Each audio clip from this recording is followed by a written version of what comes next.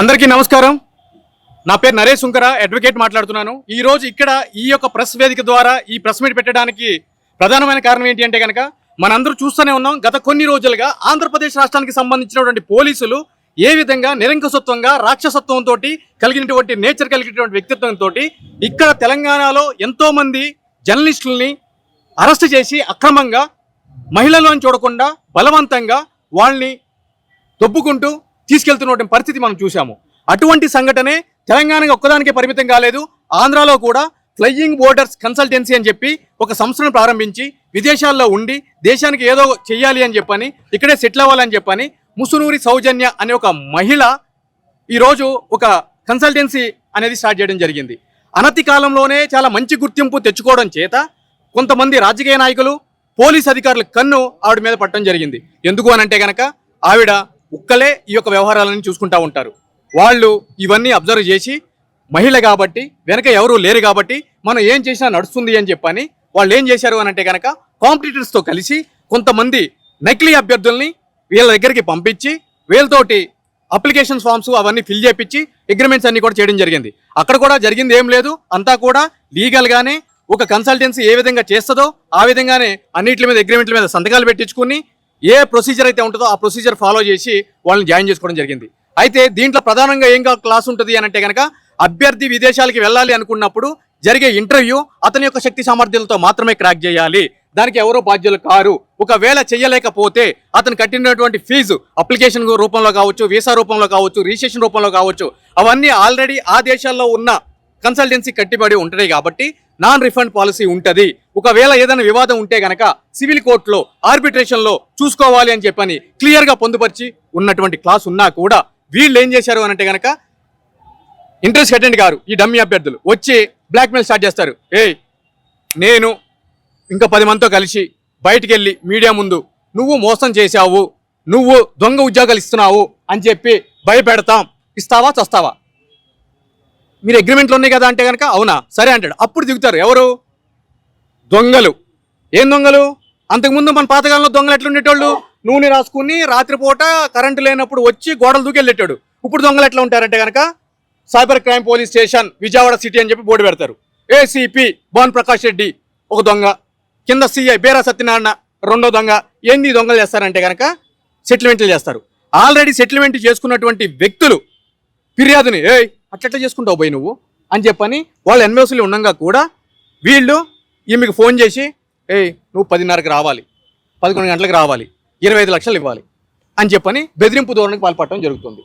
ఈ వేధింపులు తట్టుకోలేక ఈ తప్పుడు కేసులను భరాయించలేక మనల్ని ఆశ్రయించినప్పుడు సికింద్రాబాద్ సిటీ సివిల్ కోర్టు నుంచి మనము ఎవరైతే కనుక ఉన్నారో వాళ్ళందరూ వేధించొద్దని చెప్పి కేసు వేయడం జరిగింది. వాళ్ళందరికీ కోర్టు నుంచి నోటీసులు వెళ్ళడం జరిగింది. అదేవిధంగా ఈమె మీద పెట్టిన తప్పుడు కేసులన్నింటినీ కూడా హైకోర్టులో క్వాష్ చేయడం జరిగింది. క్వాష్లో అరెస్ట్ చేయొద్దని చెప్పి మనం కూడా తీసుకురావడం జరిగింది. ఎప్పుడైతే క్వాష్ చేశామో గత శుక్రవారం రోజు విజయవాడలో ఉన్న ఈమె బ్రాంచ్ మీద ఆ యొక్క Bhan Prakash Reddy, CI Bera Satyanarayana and team local పోలీసులు అక్రమంగా సివిల్ యూనిఫామ్లో ప్రవేశించి ఏం చేశారంటే వీళ్ళు తెచ్చుకున్న లంచ్ని దొంగతనంగా తినేయడం జరిగింది. ఎందుకంటే కనుక అడుక్కు తినేటోళ్ళు కదా, పైసలు ఉండవు, వీళ్ళు లంచ్ అంతా తినేయడం జరిగింది. ఒక ఆఫీస్ బాయ్ది కేక్ బర్త్డే ఉంటే కేక్ తెచ్చుకున్నాడు, ఆ కేక్ తినేయడం జరిగింది. వాడు పోలీసులు అన్న నా కేక్ అన్న మా ఆఫీస్ వాళ్ళకి ఇవ్వాలంటే నా కొడక మాకు దిక్కులేదు అనుకుంటున్నాం అని చెప్పి వాళ్ళు ఈ వేళ్ళు ఇచ్చేసారు. అడి పోరాడు, చిన్న పోరాడు. నేను ఫోన్ చేసి ఇడికెళ్ళి అరే మనుషులు రారా బాయ్, ఆడపిల్లలు ఉన్నారు లోపల, మీరు వితౌట్ సచ్ వారెంట్ ప్రొసీజర్ లేకుండా యూనిఫామ్ లేకుండా ఎట్లా పోతారు బాయ్ అని చెప్పానంటే కనుక మేము ఇట్లానే పోతాం, నువ్వేం చేస్తావు అని చెప్పానన్నాడు. నువ్వు ఉండరా బాయ్, తెలంగాణకి వెళ్ళి నేను ఆంధ్ర వస్తా, నీ జాగాకి వస్తున్నాగా అని చెప్పాను అన్న. 5 గంటలకు బయలుదేరి నేను 8 గంటలకు వెళ్ళా. కరెక్ట్గా నా యొక్క టవర్ లొకేషన్ ఉంటుంది కదా, నేను 15 నిమిషాలు రీచ్ అవుతా ఉండగా వెనక నుంచి పారిపోయాడు. మీరు మీ వృత్తి ధర్మం నిర్వహిస్తే ఎందుకు బ్రదర్ పారిపోవాలి? చెప్పండి సమాధానం. వాళ్ళకి నోటీసులు ఇచ్చేది ఉండే. వీళ్ళ యొక్క డెస్క్టాప్లు, ల్యాప్టాప్లు, ఫోన్లు, దాని తర్వాత వాటర్ బాటిల్స్ కూడా ఎత్తుకుపోయారు. వాటర్ బాటిల్స్ అడిగితే కొనిస్తుంది కదా బ్రదర్, వాటర్ బాటిల్స్ కావాలంటే, లంచ్ కావాలంటే పెట్టిస్తుంది. ఎందుకు దొంగతనం చేయాలి లంచ్ని? మా బాధ ఏంటంటే కంప్యూటర్లు పోయినాయి అని చెప్పో, మొబైల్స్ పోయినాయనో కాదు, మేము తిండిపోయిందని మా బాధ. ఎందుకంటే ఏ మనిషి అయినా కూడా దేనికోసం ఫైట్ చేస్తాడు? కడుపు కోసం ఫైట్ చేస్తాడు. ఆ కడుపు కొట్టారు వీళ్ళు, ఆ తిండి ఎత్తుకుపోయారు. సో కాబట్టి ఈ అన్నీ కూడా చేస్తున్న దృష్ట్యా మేము హైకోర్టులో రిట్ పిటిషన్ వేయడం జరిగింది. వీళ్ళు ఇంతగా దౌర్జన్యకాండ చేపిస్తున్నారు. ఆంధ్రప్రదేశ్ పోలీసులు cyber crime ACP Bhan Prakash Reddy, Vijayawada city, అతని యొక్క కింది అధికారి CI Beera Satyanarayana and team and local పోలీసులు ఒక మహిళను చూడకుండా వేధింపులకు గురి చేస్తున్నారు అని చెప్పని రిట్టేస్తే అతను నాకు ప్రేమికుడిగా మారాడు. రాత్రి 12:30 1 గంటకి నాతో ప్రేమాయణం నడిపిస్తూ ఉంటాడు ఏసీపీ గారు. ఇగో నేను ఆమె నా క్లయింట్ అని సంగతి తెలుసు, నాతో రాయబారాలు. ఇగో చూడండి, హాయ్ పెడతాడు, దాని పేరు హూ ఫైల్ దిస్, నన్ను అడుగుతాడు ఇది ఎవడేసాడని చెప్పని. నేను అంటాను ఇగో డాక్టర్ బాల అడ్వకేట్ అంటే మా సోహదోడు పేరు మీద వేయడం జరిగింది. ఇగో అతను ఎవరు అంటే అతను ఇచ్చిన మీడియా ఇంటర్వ్యూ లింక్ పెట్టి ఇగో అడ్వకేట్ బాల అని చెప్పి అతను లింక్ పెట్టి అబో పర్సన్ సార్ అని పెట్టా. ఇక్కడ ఏమన్నా చూడండి, దయచేసి రెడ్ కలర్లో మార్క్ చేశా, please ask your client with right. Okay, ఫోన్లో కూడా ఉంది, అది రికార్డింగ్ చేస్తుంది ఫోన్లో కూడా ఉన్నాయి. అంటే ఇదండి, నీతిగా నిజాయితీగా ఇన్వెస్టిగేషన్ చేస్తే అడుగుతారండి, ఇట్లా అడుగుతారా? మళ్ళీ ఏమంటాడు, సార్ ఇవన్నీ వద్దు, నేనేం చేస్తానంటే మీ మీద పెట్టిన కేసులు అన్నింటినీ, మీ క్లయింట్ నా మీద అంటే నా క్లయింట్ మీద పెట్టిన కేసులు అన్నింటినీ కూడా నేను క్లోజ్ చేస్తా. ఇప్పుడు వరకు నేనే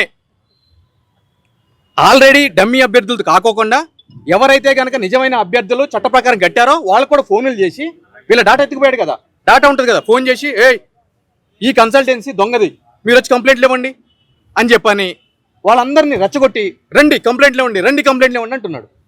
అరే ఇదేం దౌర్భాగ్యం అండి, క్రైమ్ రేట్ పెరుగుతుంది అని చెప్పని ఎఫ్ఐఆర్లు చేయడానికి పోలీసులు వెనకాడుతూ ఉంటే వీళ్ళు దొంగ కేసులు పెట్టుకుంటా అభ్యర్థులను రెచ్చగొట్టి ఎంతమందిని చేస్తారండి. ఒక క్రైమ్ మీద, ఒక నేరం మీద, ఒక ఎలిగేషన్ మీద ఒక క్రైమ్ చేయాలి, మల్టిపుల్ క్రైమ్ చేయకూడదు అని చెప్పి అర్నబ్ గోస్వామి మీ అందరికి తెలుసు, జర్నలిస్ట్ మిత్రుడు, ఆ యొక్క కేసులో సుప్రీంకోర్టు 100 సార్లు చెప్పింది.